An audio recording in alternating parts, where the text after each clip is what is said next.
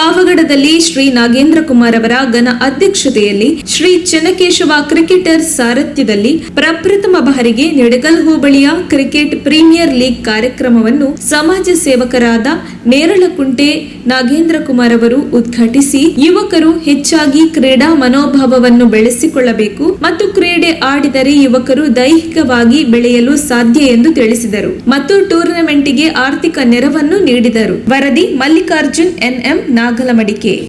ಇವತ್ತು ಪಾವಗಡ ತಾಲೂಕು ಆಗಲಿ ನಮ್ಮ ಹೋಬಳಿಗಳಲ್ಲಾಗಲಿ ಯಾವ ಅಭಿವೃದ್ಧಿ ಆಗಿದೆ, ಏನಾಗಿದೆ, ಎಂಥ ಲೀಡರ್ಗಳಿದ್ದಾರೆ, ಇನ್ನು ಮುಂದೆ ಎಂಥ ಲೀಡರ್ಗಳು ಬೇಕು ನಮಗೆ. ಕ್ರೀಡೆ ಒಂದೇ ಅಲ್ಲ, ಎಲ್ಲ ರಂಗದಲ್ಲೂ ಯುವಕರು ಮುಂದೆ ಬಂದು ನಿಲ್ಲಬೇಕು. ಆವಾಗಲೇ ಒಂದು ತಾಲೂಕಾಗಲಿ ಬದಲಾವಣೆ ಆಗಕ್ಕೆ ಸಾಧ್ಯ. ಯಾವುದೇ ಒಂದು ಅಭಿವೃದ್ಧಿಗಳು ಇಲ್ಲದೆ ಇರ್ತಕ್ಕಂಥ ಕೆಲವು ನಾಯಕರನ್ನ ನಂಬ್ಕೊಂಡು ಇರೋದಕ್ಕಿಂತ ಇವತ್ತು ನಮಗೆ ಎಲ್ಲೇ ಆಗಲಿ